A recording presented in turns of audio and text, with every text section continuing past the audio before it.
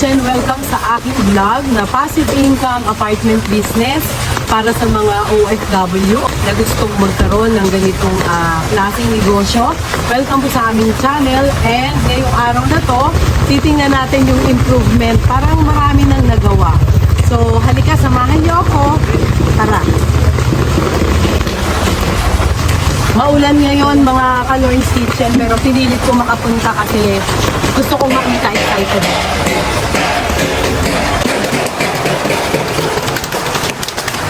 Yan. Yan natin. Yan. Meron na siyang meron siya iba. Parang meron na siyang isang dito. And second coating na yata ito. Maganda na. Maluwag. Dito sa baba. Tingnan natin dito sa taas. Okay. Yan. Ito na rin.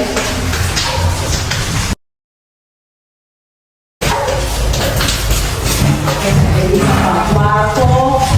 Yan. So, kulang na lang dito sa banyo yung ilaw na lang. Yan. Nabili na rin pala nila yung accessories para sa toilet. Andyan na lahat.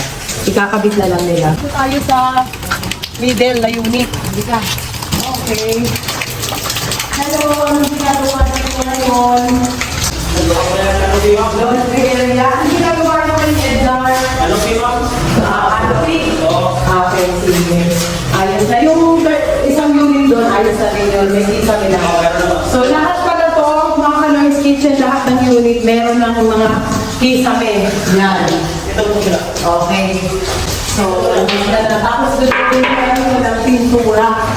Kaya masyadong malikabok. Edgar, kaya lang yung prosyento na lang tayo. 15% na lang. So, pabawas yung ating palapit na ng palapit yung pagtatapos mga ka-Lorn's Kitchen. Let's go! Naman, nagtatiles pa lang sila ng flooring, kaya hindi tayo maaring makapasok dahil malambot pa yung ating sahig.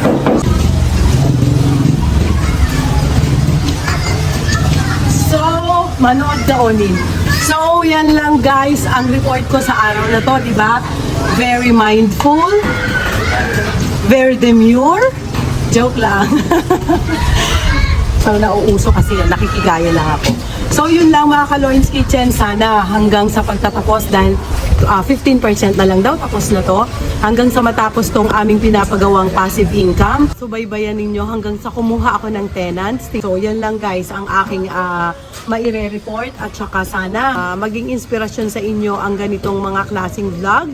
Maliit man ang aking channel sa YouTube, malaking bagay naman po kahit 10 tao lang ang nakakarinig o nakakakita ng report ko na to.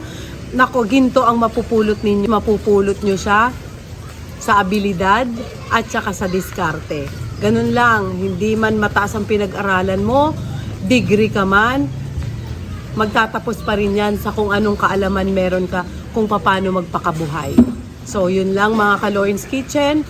At subukan nyo akong isubscribe sa Lorn's Kitchen, Fashion, Kitchen, ano pa, Inquiries, College, Travels, at higit sa lahat, yung makakatulong sa inyo, sa inyong sangbahayan, sa inyong pamilya, sa inyong mga anak, sa future, ang Pangkabuhayan Vlog. Dito nyo lang yan na mapapanood ang tips, ideas din sa Lorn's Kitchen. Yun lang, bye!